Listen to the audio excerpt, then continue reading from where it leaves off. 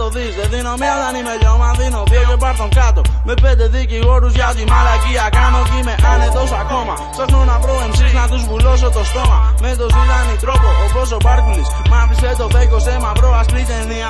Τον έκανε να μοιάζει με τον Κάζαμπού. Για το πουλατόν τσαμπουκά σου αλλού. Δεν σε παίρνει να τα βάλεις με μας.